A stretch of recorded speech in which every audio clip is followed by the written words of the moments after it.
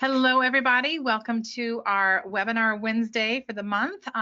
Glad you could join us in such a busy time, I know, as we're all kind of in the holiday hustle and bustle, but glad you could join us. Hopefully this is sort of a little bit of a lighthearted content that you can think, not think too hard about right now as you're hopefully winding down, getting ready to be in holiday mode, but give you some interesting ideas that you can implement as we start the new calendar year and looking at alternative assessments or ways to kind of break out of that old paper and pencil test and do things that are a little bit more interesting. So I'm Tara Tarango with the Van Andel Institute for Education.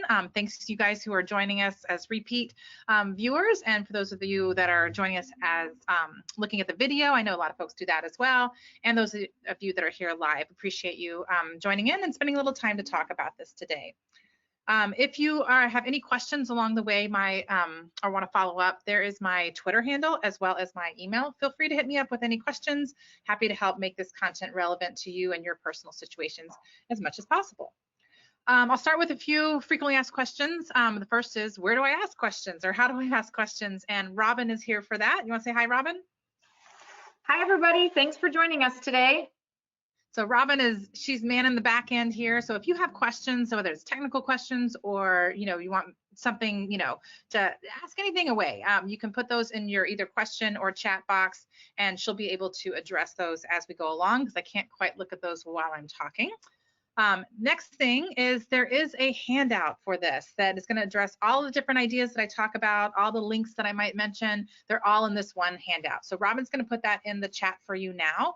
But it's bit.ly, not another test. So you can go there to find all of those links. Don't feel like you have to write everything down too furiously.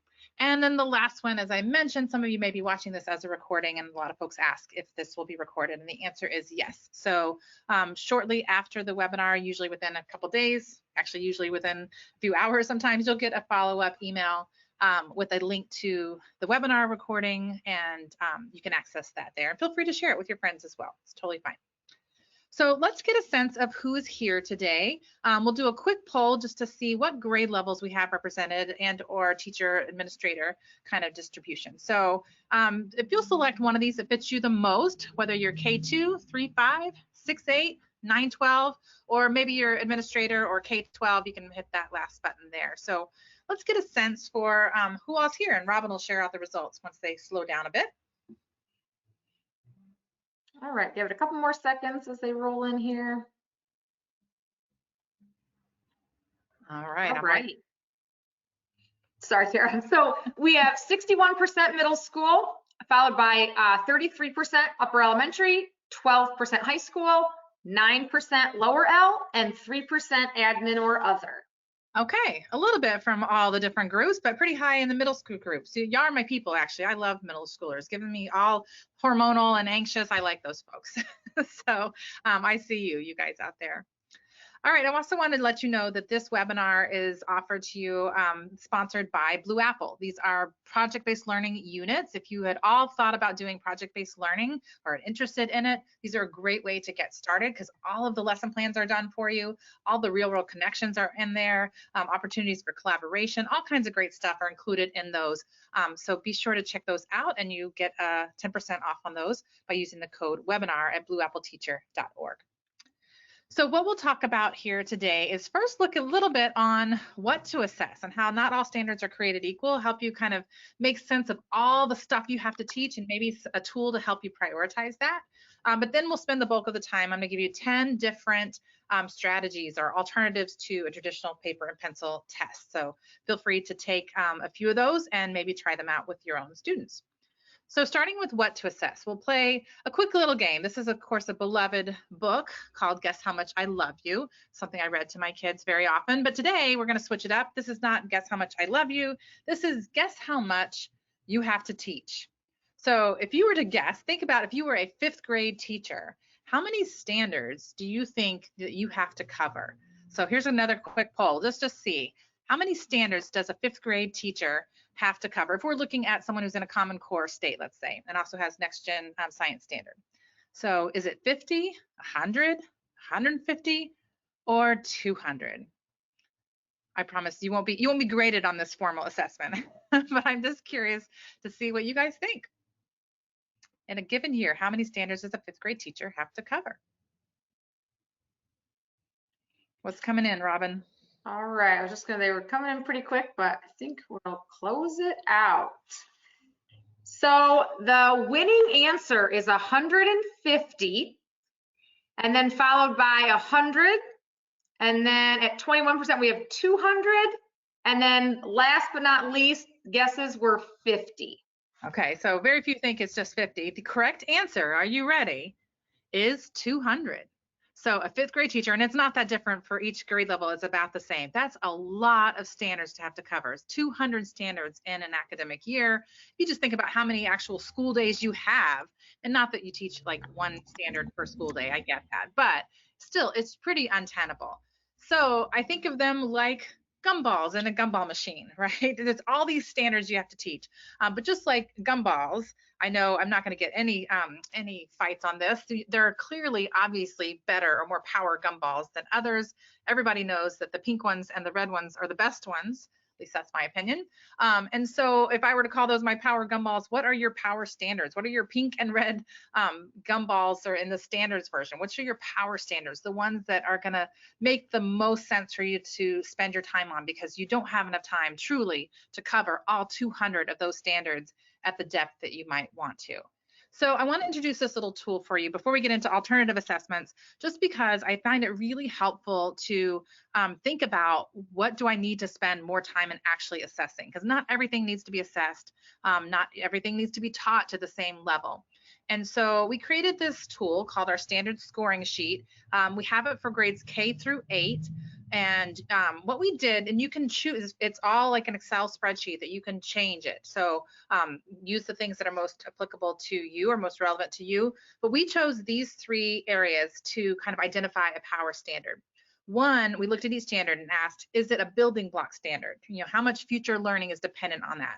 And kind of rated it 1 to 5. And then looked at cross-curricular utility. So does it have a lot of applicability across different content areas? If it does, we rated it higher, like a 5. If it doesn't, then we rated it a 1. And then looking at higher level thinking, what depth of thinking does that standard require? So if it's, you thinking about Bloom's taxonomy, and if it's more like in the create sort of realm, then it's going to be a 5. If it's just sort of a identify, it's going to be a 1. And so what we did was take each of those standards, and I don't expect you to read this slide, but I just want to orient you to the tool in case you want to use it. We took each standard and listed it out here, and then we scored it, like I said, by those 3 categories: building block, multidisciplinary, and then the level of thinking. That gave it a raw score here. And then the beauty of Excel, you can click to another tab and it will automatically rank them by their, in top highest to lowest order. So you can click on math standards for 5th grade, and you can see the power standards will rise to the top. So you can just see which ones are those power standards. And as I said, this is totally editable. You can make a copy. Let's say you don't like those 3 categories. You want to pick something else. You want to torture yourself, go on a 10-point scale instead of a 5-point. You want to change what we rated here, go for it. And it'll automatically adjust and give you what your power standards are for your priorities. So I just like to tell you that as a tool to help you, whether if you're an administrator, like in a PLC setting, that's kind of nice to do, so that teachers can see, which standards you want to spend the most time on, or in your own classroom, especially as you get toward the end of the year and you're like, I don't have very much time, what should I be focusing on? It could be a nice tool to help you look at that. So hopefully that's helpful. Now we'll get into those ways to assess. So like I said, I'll run through 10 different ideas here. The first one is something we call the 5-word challenge. And this is one of my favorite things to do because it saves me some time, which is anytime you have any kind of summary type of thing you want the kids to do. So maybe in this case, I'm going to show you a video of some kids and they just learned about food webs. And we asked them to summarize food webs in 5 words or less. So in this case, we happen to use Flipgrid, or now I think they're Flip. I feel like they're always changing their name. But that's a quick way that I can look at this and see with these very, very fast, quick videos, whether or not my kids are on the right track. Do they understand this concept or not? But I really love it because it also sort of allows them to think critically and creatively. And I'll show you this by showing the video. It'll be 3 different students answering this same prompt of tell me about food webs in 5 words or less. And notice how they each have a very different approach which to me shows that it's really helping them utilize some creativity, but they also have to think critically about what is most important about a food web to include in their little summary here. So I will show you this video. It's about 30 seconds long. What eats what in an environment? One of the food webs are about is eating animals, things, chain reactions, without entire dying. I would describe food web in 5 words: reproductive, important, endangered, critical, and interesting. So hopefully you found that interesting yourself. Notice there's some leeway, right? One of them, he used chain reaction as I'm calling that one word. But like the first kid said, what eats what in, spotted in the an environment. I mean, I can't think of a better way to describe a food web. So super succinct. The second kid, he, really took kind of a humorous approach to it, which was sort of fun. And then Ari here took it almost to another level with really much more introspection and how this affects kind of a broader context, how food webs, kind of meet that broader need of our society. So hopefully that shows you how something as simple as the 5-word challenge can really elicit a lot of great thinking out of your students. The second one is this one. Okay, I'm kind of cheating a little bit because it sort of is a paper and pencil test, but it's a different way to look at them maybe. So this is the rewind and fast forward. And this is the idea that if you're going to give maybe a quiz, a test on a piece of information, include a couple of questions from past learning and maybe a couple questions from future learning on that as well. So one, you're kind of keeping that cycle of bringing back old content so they're not losing it, and you're also kind of previewing what's coming forward. Helps give them context for what they're learning and sees that it's not just about how you perform on this particular quiz, but it's about how you're building your learning over time and making connections to the future. So it just kind of gives a different context for a paper and pencil test, I think can be sort of interesting and pretty easy to implement. The third one here is just the idea of optional outputs. So if you're asking them to share what they know, one option would be the 5-word challenge, but you could also say, demonstrate your understanding using your choice of communication.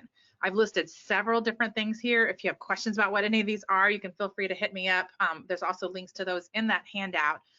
But things like creating an infographic or creating a poster, if you want to go low tech, totally fine. Create a website, create a podcast. All these are different things that your kids, and don't worry if you don't know how to do it, that's okay, right? You're just giving them the choice and let them come up with an alternative way to present their information to you. So just the idea of optional outputs. This is another example of a kindergarten class that did this. You can also do this as a group, as a class. So it doesn't have to be an individual student doing it. If say you're in a primary grade and you can come up together with what's something we want to do. Let's create a podcast. Let's create a poster, whatever it might be. Number 4 is something we call present and defend. And this is the idea of, it's a fairly, common idea for students to get up and present their work. But what I really like about this is there's a framework for the audience as well, so that the audience is working as hard as the person who's presenting. So this is a framework where the researcher or the presenter is presenting, in this case, this is a science example. So they're presenting a summary with their question and their explanation or their claim, evidence, reasoning. But then the audience is given these specific tasks on what to think about, what to consider about the information that's being presented to them. And then actual things that they can do. They could challenge the argument that's made. They could support the argument. They could present an alternative explanation, or they could ask a clarifying question. So, I don't know about you, so often that the kids are presenting and all the other kids are just like staring off into space or not involved. This gives them some specific things to do. And then the presenter has to then respond to whatever it is the audience was bringing forth. So if you like this prompt, there's a link to that as well in the handout document. So a way to kind of really promote a lot of academic discourse also, and that kind of back and forth collaboration and making meaning together. So I really like present and defend for that type of content. And the last one before I give you a chance to reflect a little is stairs and stars, or stars and stairs. And this is a way for students to kind of self-assess and have a clear path of what they're trying to accomplish and the path to get there. So in this case, this is one where we worked with our group. They're our disaster detectives and after school program. And we tasked them, with what they needed to do and the specific steps that they needed to accomplish to get to that goal. And then the kids fill it out themselves with putting in a link to, or maybe they just write in their evidence along the way. So you can kind of see different examples here. The student you can see is 2 steps into the 4-step process, and they've included links to the different evidence that they are meeting that particular part in their journey. Here's just to show you, someone else did it. One person filled it in digitally. Another person here just sort of, used more like the write-in tool. So different ways they can do it. But you can see those links linked to an actual document. In this case, this was middle school, where they're looking at showing real examples of the size and amount of damage or loss that occurred in the state that they were studying from their particular natural hazard. So in this case, looking at flooding from hurricanes. So gave you 5 ideas here, went through them very fast. I want to give you a chance to reflect and think about what do you think you might try? So just a quick poll to see, which things are resonating most for you. Do you think you might try? And you can answer more than one here. The 5-word challenge, rewind and fast forward, optional outputs, present and defend, or maybe stars and stairs. Which of these is something that you might like to try? I'll give you a little bit here.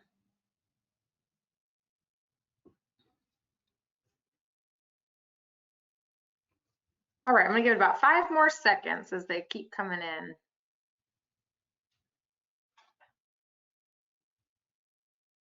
And jot that down for yourself too, so you remember later, you're like, I was gonna try something. Maybe put on a little sticky note. This is the one I was gonna try. A way to just hold yourself accountable to try something new. All right. All right, it looks like they all will be tried, but the 5-word challenge takes the lead at 74%. Then we have present and defend, followed by optional outputs at 33%, 28% stars and stairs, and 26% rewind and fast forward. All right, I always feel like it's a little bit cheating because when you see a video, it makes it a little bit more, tangible and real. I probably need to get some video of some of the other ones as well. But great, thanks again for participating there. And like I said, reflection is where, you really process yourself. So if you wrote a couple down to try, give them a try the next week or so, or actually probably after the break, and let me know how it goes. All right, we'll move on and give you 5 more.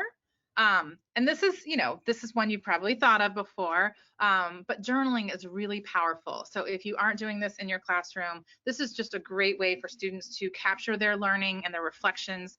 Just keep an ongoing logbook or journal. This can work for any content area, or if you're in the elementary grades, you can kind of keep one journal for all the content areas. But it's super flexible. You could do it digitally. You could do it with hard copy journals.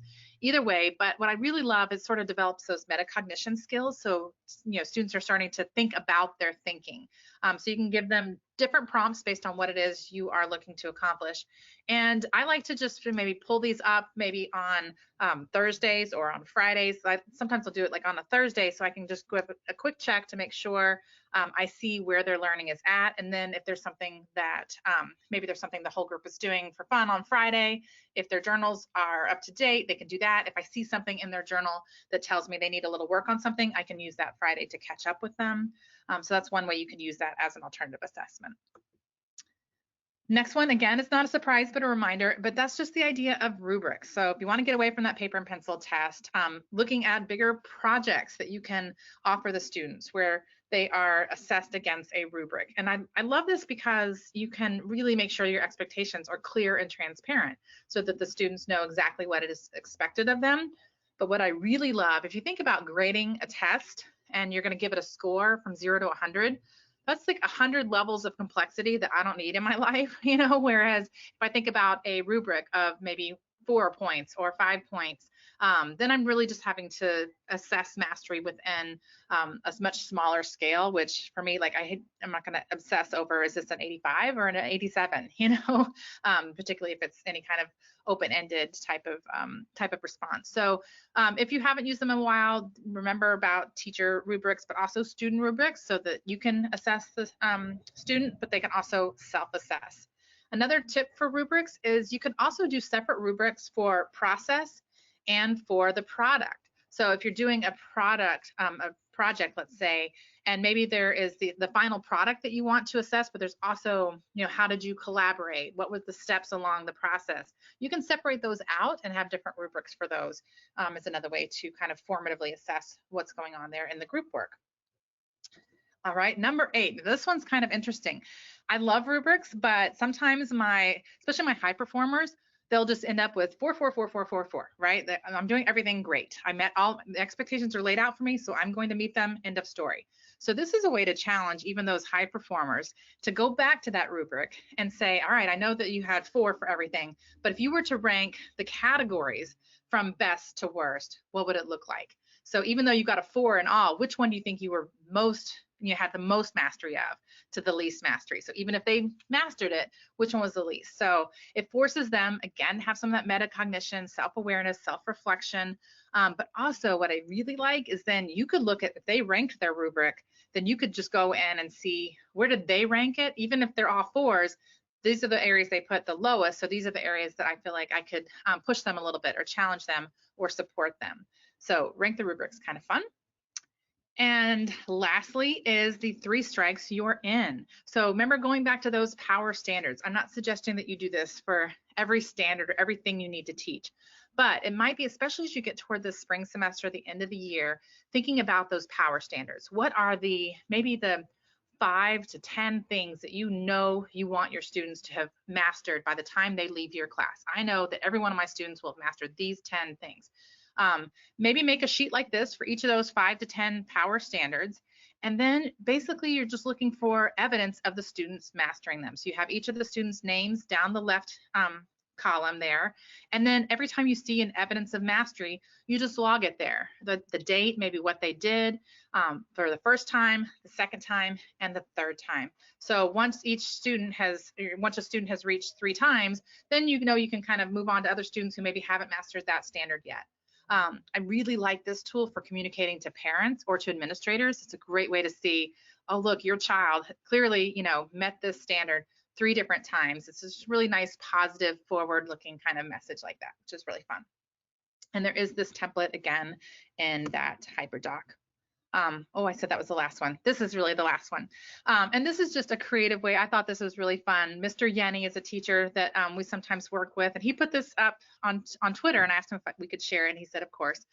So he just put a fun assignment out to his class, which was teach me something. That was the assignment. And the rubric was half credit if I learned something new, and the other half if you feel successful. I just thought that was an interesting way. Now you could morph this to actually focus a little bit in on something you're teaching, where you said, teach me something about whatever topic it is that you happen to cover, or you could keep it open-ended here like Mr. Yenny did.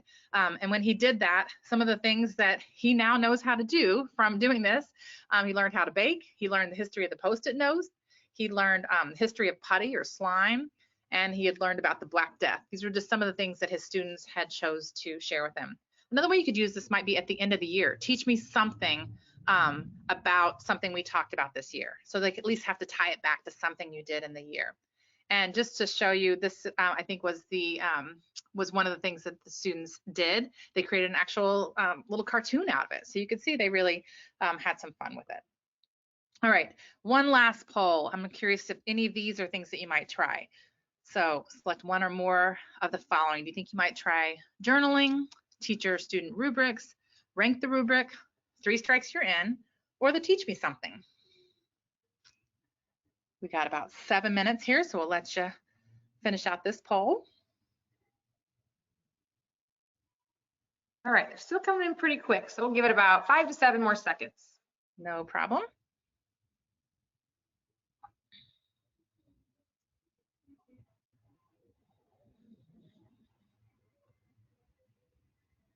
All right, closing it out. All right, teach me something is in the lead, 79%. We have journaling next at 38%, 3 strikes you're in at 33%, followed by rank the rubric and then teacher student rubrics. Gotcha. Oh, I can't wait to see what you all learn with Teach Me Something. Definitely share with me how that goes. And I understand the rubric one being a little lower too, because it is some work on your part, right? Alternative assessments. That's one thing that's nice about a paper pencil test, particularly multiple choice. It's very quick and easy to grade. Rubrics can be nice, but they can also be a little time consuming. All right, so just quick reminders of our takeaways as we close it out. So just remember there is our resource for finding your power standards. And then we looked at those 10 ideas for alternative assessments. And all of those are in that handout. So be sure and check that out if you want to reflect on this later. And I'll just leave you with this note from Yoda, and I'm going to probably offend some of my, real Star Wars fans out here, but I think Yoda has it wrong on this one when he says do or do not. There is no try. In this case, all it is about is trying, right? So just pick some of those ideas if you're curious and wanting to get a little bit away from those typical paper and pencil tests. Try something. If it doesn't work, who cares, right? Just try something else. Your students will forgive you. But the important thing is to just keep trying that. So that's all I have for you today. We're really, want to be mindful of your time and end at 4:30. If you do like this sort of PD, we try to make it really, really practical, things that you can implement in your classroom right away. Then consider us for professional development. We'd love to come out to schools and hear some of our more popular topics, but we're happy to help make curiosity, creativity, and critical thinking thrive in your classroom. That's what we're all about. And our next webinar is in January. How is it already January? I don't know where the time has gone. But this one looking at math, 5 math resources to boost inquiry and conceptual understanding, which I know can be really tough. So please join us for that. And last, just a reminder, if you're interested in those Blue Apple projects, let me know or check them out at blueappleteacher.org. When we close out here, you will get a link to a quick survey. It's really, really short, but we love feedback to hear, what you thought about the webinar, but also any ideas for future webinars. We are here for you. So if there's a topic you want to hear about, please let us know. So thank you so much for your time. Again, there's my Twitter and email. If there's any questions, do let me know. Happy to help make this as relevant as possible for you. And I hope to see you next month on our next webinar.